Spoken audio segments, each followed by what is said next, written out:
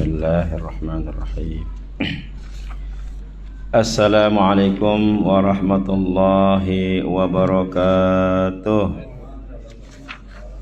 Innal hamdalillah alhamdulillahilladzi jama'ana lihadza wa ma kunna linajtami'a laula an jama'ana Allah. Nahmaduhu wa nasta'inuhu wa nastahdihi wa nastaghfiruh wa natubu ilayhi wa na'udzu billahi min syururi anfusina wa min sayyiati a'malina. Man yahdihillahu fala mudilla lahu wa man yudlilhu fala hadiyalah. Wassalatu wassalamu ala Rasulillah Sayyidina wa habibina wa syafi'ina wa dhukhrina wa maulana Muhammad ibni Abdillah wa ala alihi wa sahbihi wa mawalah. Qalu subhanaka la ilma lana illa ma'allamtana innaka antal alimul hakim. Qala rabbi shrah li sadri wa yassir li amri wahlul 'uqdatam min lisani yafqahu qawli, amma ba'da. Yang kita muliakan Datuk Seri Panglima Dr. Haji Hasbullah Jamal Taha, penasihat kita yang kita kasihi, dengan setianya sentiasa bersama kita, dengan kesehatannya, dengan kudratnya yang kita saksikan. Semoga kita semuanya juga mendapatkan berkah kesehatan sedemikian dalam hari-hari kita mengharungi kehidupan ini yang tentunya dengan berbagai cobaan, dengan berbagai dinamika ya di dunia ini, apalagi di negara kita yang sudah kita tahu ya gejolak politik yang tak henti-hentinya hinggalah sampai ke tahap pembubaran dan akan diadakan pemilihan. Itu mungkin satu-satunya cara ya. Semoga dengan itu kita semuanya dapat mendapatkan suasana yang lebih baik lagi ya. Jadi para jemaah sekalian, begitulah, bukan senang untuk kita meletakkan sesuatu dalam keadaan yang istiqomah ya, lurus dalam arti kita sentiasa melakukan kebaikan. Banyak manusia yang seringkali lari daripada garisan itu, daripada lunas-lunas kebenaran, yang sudah tentunya gara-garanya ialah godaan syaitan. Walaupun dalam Al-Quran banyak sekali ditegaskan bahwa syaitan itu musuh yang nyata, syaitan itu musuh yang nyata, walaupun secara zahirnya memang tidak nyata, tidak kelihatan, tapi godaannya, ajakannya, keinginannya ya, ataupun rancangan syaitan itu adalah semuanya rancangan musuh ya. Rancangan musuh maknanya tidak ada kebaikan. Maka itu kita mestilah kepada keadilan, kebenaran ya, sama ada sebagai pemimpin maupun sebagai rakyat jelata. Para jamaah sekalian, alhamdulillah di bulan Rabiul Awal yang masih berada ya di hari-hari akhir bulan Rabiul Awal ini ya, kita masih perlu untuk menginsafi diri dan mensyukuri bahwa kita semuanya mudah-mudahan adalah termasuk golongan umat Nabi Muhammad SAW yang sudah tentu kita ingin terus mengamalkan sunnahnya, mengikuti ajarannya. Walaupun juga dari segi konteks itu pun kita mungkin masih diberikan tantangan, cabaran, karena banyak golongan-golongan yang mengaku juga umat Islam, bahkan pengikut sunnah, pengikut Nabi Muhammad SAW, dengan nama-nama yang kita baru dengar ya. Ada salafinya, ada aswajanya, ada wahabinya, ada macam-macam nama ya.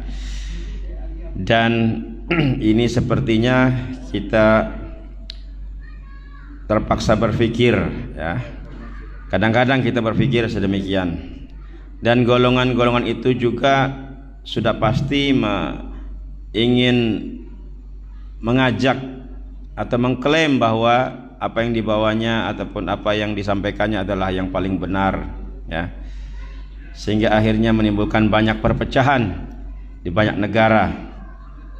Mudah-mudahan di tempat kita ini ya kita masih tetap kita yakini apa yang sudah kita amalkan daripada para ulama kita, ya, insyaallah. Karena ya pada saya sendiri tidak tertarik dengan nama-nama kumpulan itulah, ya, kumpulan ini, kumpulan itu dan sebagainya.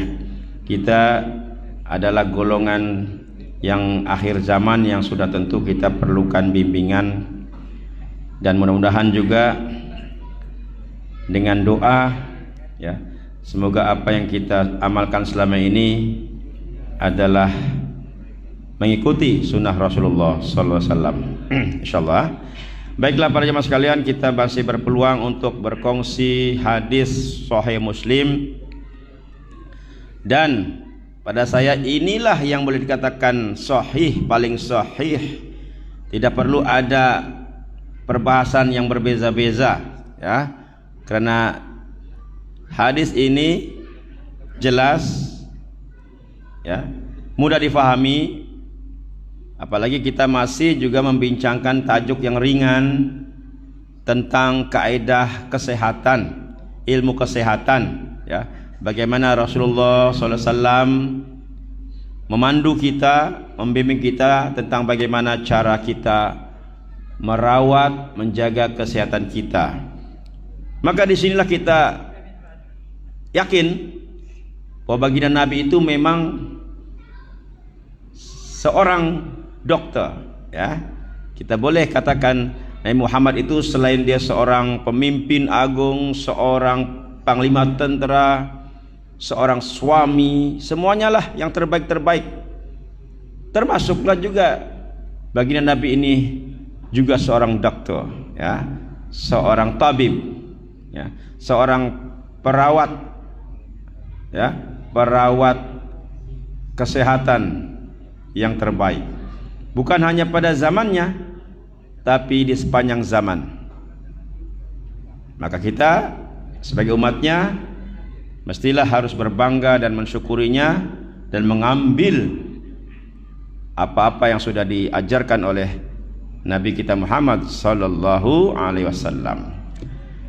Baik, pada minggu yang lepas, ya, kita sudah diajar bagaimana cara merawat sakit demam panas, sama ada yang mengenai anak-anak ataupun keluarga kita ataupun diri kita sendiri. Caranya cukup mudah, kata Rasulullah, rawatlah sakit demam panas itu dengan menggunakan air, ya, dengan menggunakan air yang sudah tentu sangat murah, ya, mananya tidak memerlukan belanja yang besar. Dengan cara macam mana? Ya, air itu kan fungsinya juga ada dua lah. Dengan cara disapukan atau disiramkan, dipercikkan di bagian-bagian tertentu, terutamanya yang dinyatakan di sini di sebelah dada ataupun di bagian ketiak, ya, ataupun di bagian kepala, ya, dengan cara dipercikkan setiap masa. Boleh juga menggunakan perantaran lain dengan kain, ya, dengan tuala kecil dan sebagainya lah, untuk memastikan air itu dapat menyerap panas. Kan tujuannya untuk menyedut macam vacuum, ya, mengeluarkan panas daripada tubuh badan. Ataupun air ini boleh juga digunakan dengan cara minum, ya, diminum.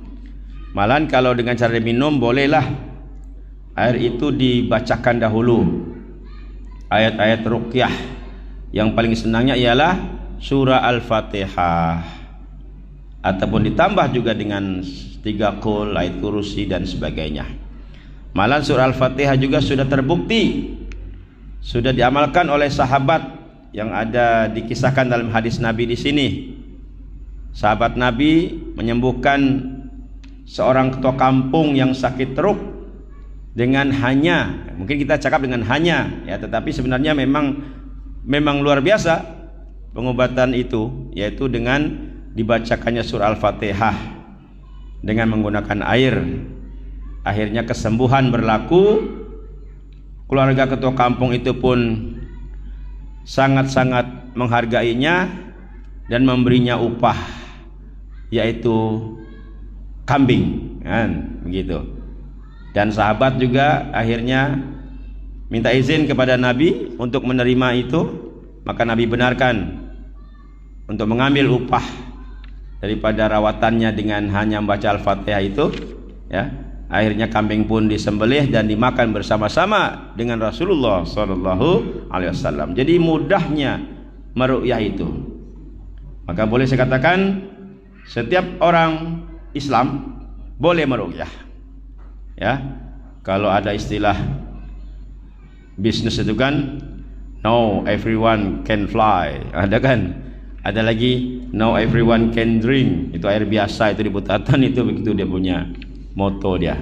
Nah ini boleh, no everyone can ruqyah. Nah itulah, insyaallah ya kita boleh amalkan. Dan dinyatakan juga dalam hadis-hadis yang begitu banyak tentang sakit demam ini juga, bahwa Nabi mengkaitkan demam panas itu dengan api jahanam, api neraka jahanam. Ya, tentu ini ada message-nya.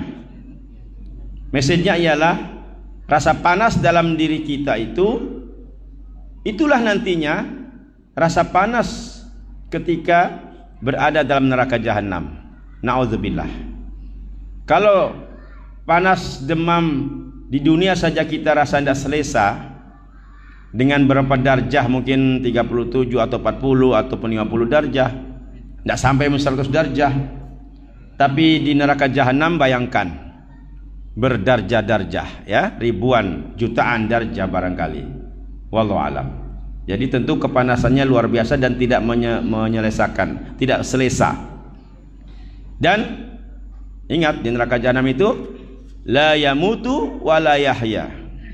La yamutu wa la yahya, tidak mati, tidak hidup. Siksaan kepanasan itu sepatutnya menyebabkan mati, tapi tidak mati. Namun tidak juga hidup selesa. Itu keadaannya, bayangkan. Kalau di dunia kita panas, demam panas, masih ditahan, itu belum matilah. Tapi begitu tidak tahan, matilah sudah tuh.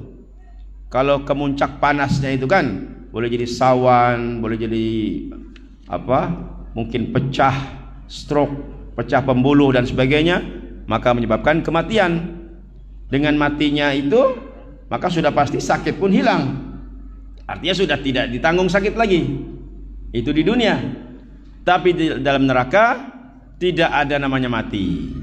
Jadi sakit panas itu sentiasa ditanggung, Masya Allah, ya. Itu message yang tersirat daripada hadis-hadis yang berkaitan dengan sakit demam panas ini, ya. Seterusnya pada minggu lepas juga disentuh tentang cara pengobatan lain, yaitu nama dia ladud. Cara rawatan dinamakan ladud, ya, kita ulas balik dan ada penjelasan tambahan lah. Karena ini hanya satu hadis saja. Kalau tadi yang rawatan air untuk demam panas itu banyak hadis. Manakala yang bercerita tentang ladud ini satu hadis saja, tapi satu hadis ini pun ada hikmah, ya, ada pengajaran di situ, di mana diceritakan baginda Nabi SAW tengah sakit teruk, ya, memang menghampiri ataupun mendekati ajalnya lah. Lalu Aisyah dan para sahabat berinisiatif ingin mengobatinya dengan cara ladud. Ketika itu Nabi Muhammad dalam keadaan yang ya antara sedar atau tidak lah, kan, nama dia orang sakit. Ladud ini pengobatan memasukkan obat, menyapukan obat tertentu ke dalam mulut, digosokkan daripada tepi ke atas ke bawah. Saya bayangkan macam mentahnik itulah, mentahnik. Tapi kalau tahnik ini baby, dan tahnik itu guna kurma atau madu, sedap itu. Kalau kita orang tua-tua di tahnik pun kita bolehlah terima, tapi tahnik mana ada orang tua, ya. Tahnik itu untuk baby saja. Manakala ladud ini untuk orang tua ataupun yang sakit tadi itu, dan dia bukan guna madu atau kurma, dia guna herba-herba lah. Mungkin juga ada madu dia, ya, kita tidak pasti di tempat-tempat tertentu. Tapi ini memang pengobatan yang kurang selesa, sehingga Nabi memberi isyarat supaya tidak dilakukan itu. Ya, hanya dengan isyarat sajalah, sebab Nabi dalam keadaan lemah. Maka para sahabat yang ada di situ pun tidak meneruskan, tak jadi. Lalu ketika Rasulullah SAW sudah sedar, sudah agak ada kekuatan untuk bercakap, maka Nabi bangkitkan lagi itu. Ya, dalam penjelasannya, ya di sini tidak dinyatakan, tapi saya rujuk kepada penjelasan hadis ini. Nabi ada sedikit mengalami ataupun ingin memberikan hukuman, ya, sebab Nabi tidak mau dilakukan ladud. Maka Nabi menyuruh sahabat-sahabat yang ada di situ lakukan ladud. Jadi mereka pun mengikut arahan Nabi, mereka caluk mulut sendiri itu dengan obat yang ada itu, meladud dirinya sendiri. Itu dengan kata Nabi, kamu mesti semua lakukan ladud itu, kecuali di sini ada sahabat nama dia Abbas. Abbas mungkin ketika meladud tak ada di situ, sebelum itu ada. Tapi ketika rancangan meladud Nabi, Abbas tidak ikut. Maka Abbas terlepas daripada hukuman. Bukan hukuman jenayah pun, ini hanya hukuman balasan karena melakukan sesuatu tanpa kebenaran. Itu menurut penjelasan hadis, ya.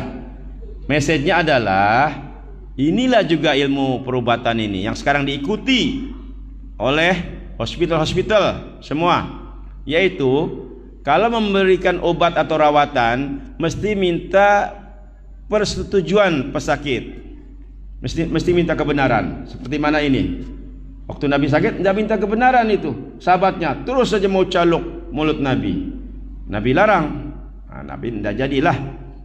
Maka sekarang pun alhamdulillah diikuti kan. Macam mau vaksin itu kan ada isi borang dulu, itu kira kebenaran lah itu. Kalau tidak isi borang mana boleh. Tapi kadang-kadang kita ini tidak baca itu kebenaran, kita main sains saja bahkan, mau cepat saja Jadi seolah-olah kita dipaksa ataupun kita tidak diberikan kepahaman.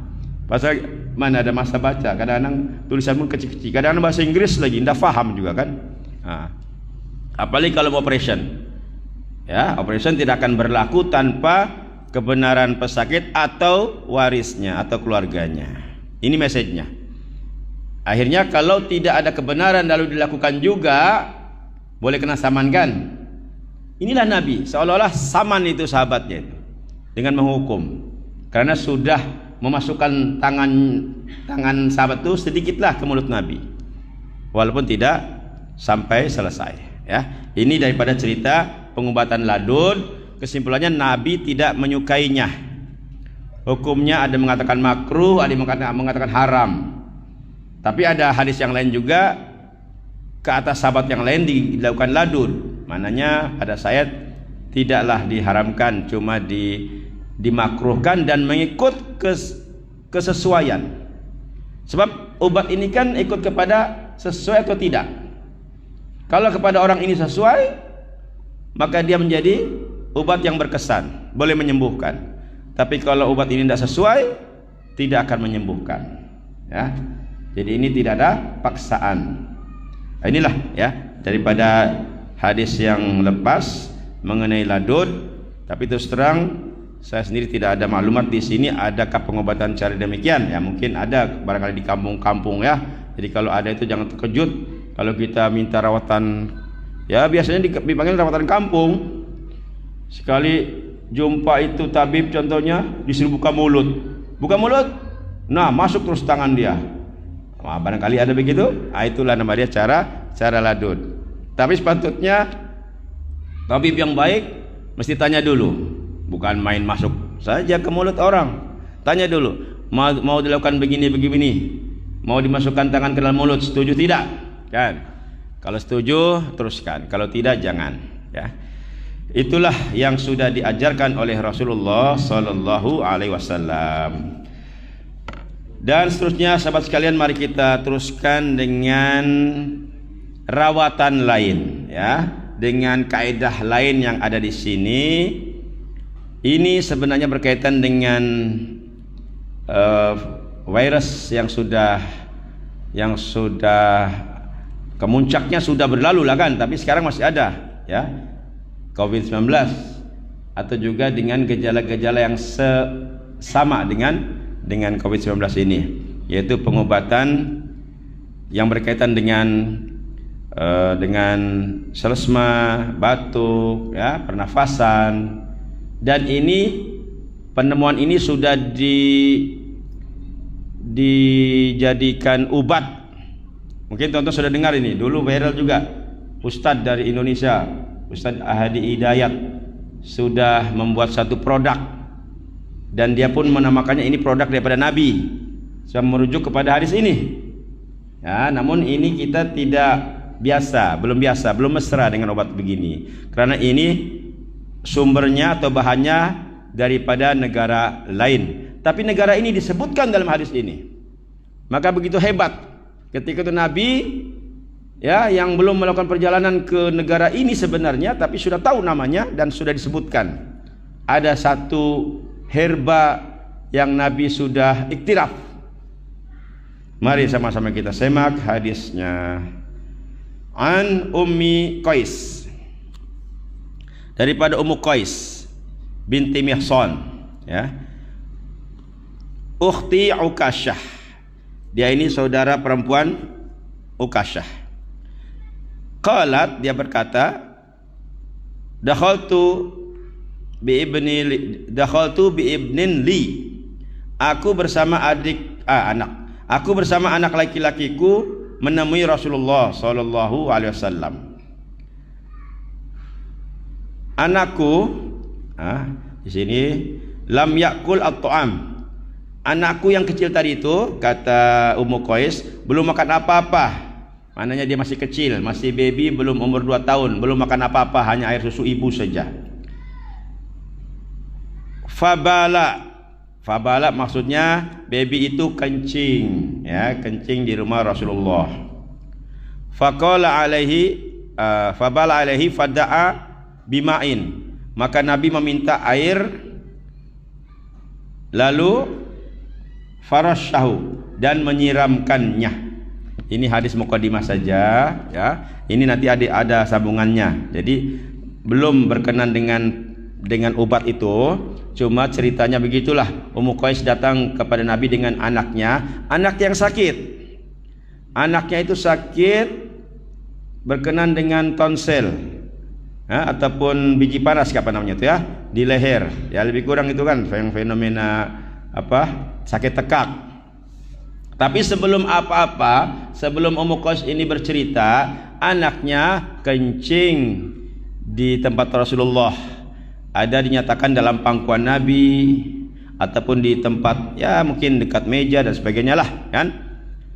Nah, ini satu hukum keluar di sini. Kalau anak bayi yang belum makan apa-apa, hanya air susu ibu, dan ini anak laki, ya, anak laki yang belum makan apa-apa, bayi laki, maka air kencingnya itu kan disebut air najis mukhaffafah, kan.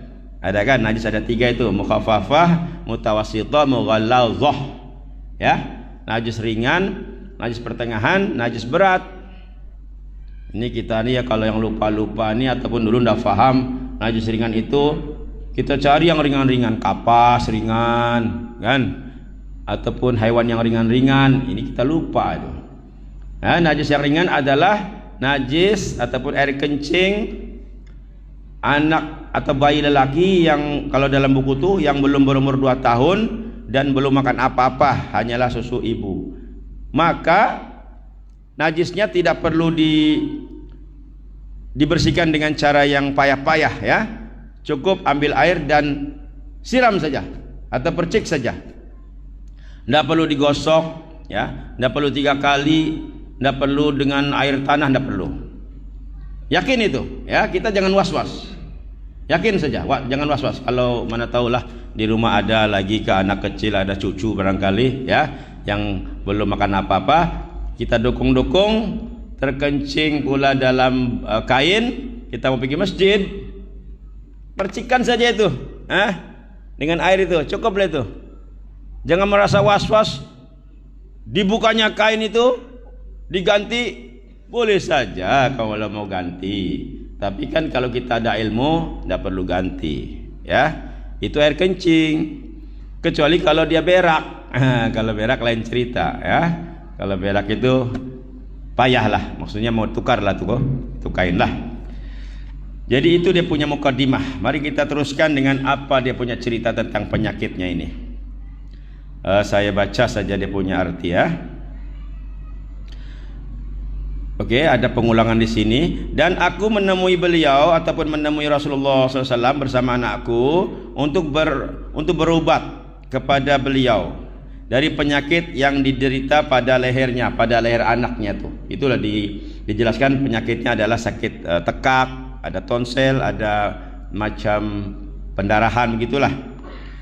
Nabi SAW bertanya, mengapa kalian mengobati anak-anak dengan cara memicitnya seperti ini? Jadi dia cerita ada penyakit dalam leher anaknya itu, tapi sudah dipicit, sudah pecah, begitulah, sudah pecah, tapi kan tidak sembuh. Anak itu masih demam, ya, mungkin masih batuk. Jadi Nabi menegur, kenapa kalian ini menggunakan atau melakukan cara dengan memicit bagian leher bayi yang sakit itu? Kasihan loh bayi itu kan dipicit ya, seolah-olah kita memang kadang-kadang puas hati sajalah kalau ada biji panas dipicit pecah, puas hati saja itu. Padahal belum tentu itu cara terbaik. Maka Nabi memberikan solution ya, cara yang betul. Cukup bagimu untuk menggunakan, inilah nama dia, kayu India. Nama dia kayu India, ataupun bahasa Arabnya al-qistul hindi ataupun al-aud al-hindi. Ada kan pernah dengar kistul hindi, kistil hindi? Ini nih Ustaz Adi Hidayat di Jakarta, dia sudah membuat satu, malah ada kilangnya itu, membuat obat daripada kistul hindi, kayu India. Karena kayu ini ada di negara India. Masa itu sudah ada kayunya. Mungkin Nabi SAW mendapatkan kayu itu daripada musafir, daripada orang yang datang, ataupun daripada peniaga ya. Kayu ini dikatakan berasal daripada India, memiliki bau yang harum, baunya harum, wangi, tapi rasanya agak pahit. Tidak terlalu pahit lah, agak pahit ya. Saya hanya menyampaikan lah, tapi saya pun belum nampak dan belum merasakan ya. Itulah nama dia kistul hindi ataupun al-aud al-hindi. Sesungguhnya kata Nabi, dia sambung lagi ini, Nabi tahu sudah, dan ini sudah pasti daripada wahyu juga, daripada ilham juga, dimaklumkan oleh Allah lah ini kan. Sesungguhnya kayu India ini boleh menyembuhkan 7 penyakit. 7 penyakit boleh sembuh kata Nabi. Tapi di sini Nabi tidak sebutkan 7 itu. Di antaranya sakit nafas sehingga menimbulkan batuk, panas dan sesak nafas. Juga penyakit yang pengobatannya melalui hidung. Selesai itu. Ada obat yang melalui hidung. Kalau hidung tersumbat, di farmasi ada itu. Kalau hidung tersumbat ada yang main picit di hidung itu. Ada satu obat. Memang terus itu, longgar itu hidung. Mula-mula payah kita nafas. Picit saja itu, kita longgar. Jadi itu nama dia hidung tersumbat. Pun boleh disembuhkan dengan kayu India ini. Dan penyakit yang pengobatannya melalui mulut atau tadi ladud itu kan. Nah, itulah ladud. Jadi ini penggantinya. Kalau ladud itu Nabi tidak suka, gunakan ini, kistul hindi, kayu India. Jadi di mana cari? Kemungkinan waktu itu di Madinah mungkin sudah ada. Ya, sebab Madinah itu kan ya tempat musafir, tempat kafilah datang, mungkin sudah ada. Di tempat kita macam mana? Ternyata zaman sekarang ini zaman online, senang, Mbak. Kistul hindi ada. Tuan-tuan order Shopee ada jual itu, kistul hindi ya, ada. Tulis saja kistul hindi. Macam-macam di sana, ada serbuk, ada tablet, ya, ada kapsul, ya, ada air, ya, sudah dijadikan macam-macam jenis, ya. Itu untuk rawatan berkaitan dengan macam COVID lah, ya. Gejala-gejala COVID itu. Ini adalah obat yang dimaklumkan oleh Rasulullah sallallahu alaihi wasallam. Cara, ya, sebagai satu pilihan untuk kita. Walaupun kita akui kita belum terbiasa. Saya tidak pasti di tempat, di kedai-kedai ini, mungkin kedai-kedai macam Al Mubarak tuh mungkin ada, tidak itu ya. Boleh jadi ada lah barangkali lah, sebab ini dianggap sebagai pengobatan Islam.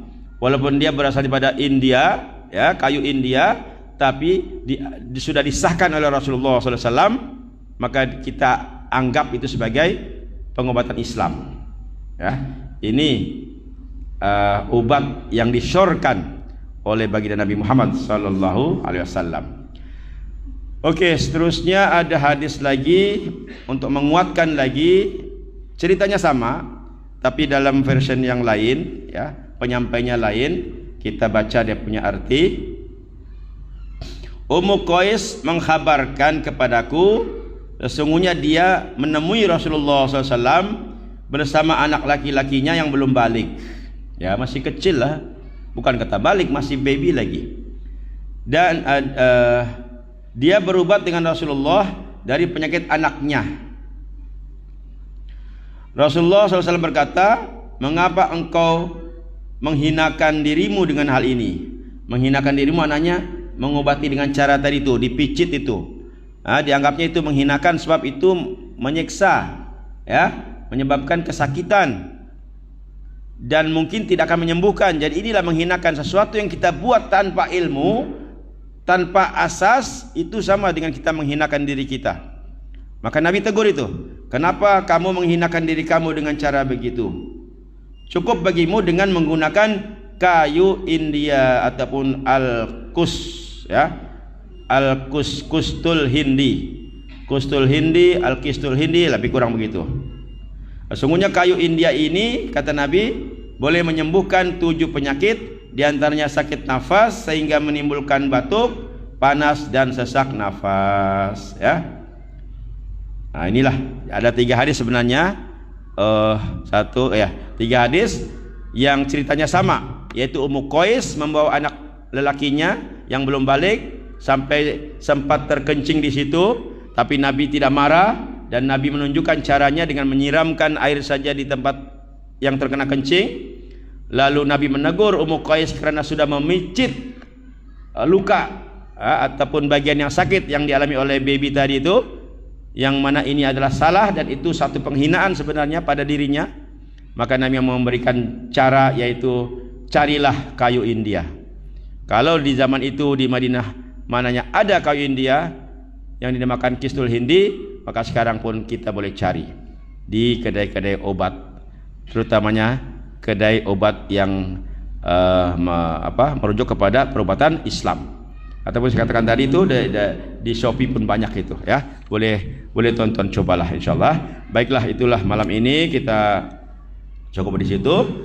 Insyaallah pada minggu depan ada lagi yang Nabi akan sebutkan lagi, obat apa lagi yang berkesan untuk menjaga kesehatan kita, yang diamalkan oleh Rasulullah dan supaya diikuti oleh kita umatnya, ya, supaya kita dapat keberkatan Nabi Muhammad sallallahu alaihi wasallam.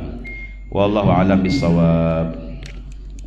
Allahumma amin ya Allah. Bismillahirrahmanirrahim. Allahumma anfa'na bima 'allamtana wa 'allimna ma yanfa'una Allahumma arzuqna muta'abatan nabi sallallahu alaihi wasallam awalan wa akhiran wa zahiran wa batinan wa qawlan wa fi'lan wa ibadatan wa amalan salihan ya arhamar rahimin walhamdulillahi rabbil alamin.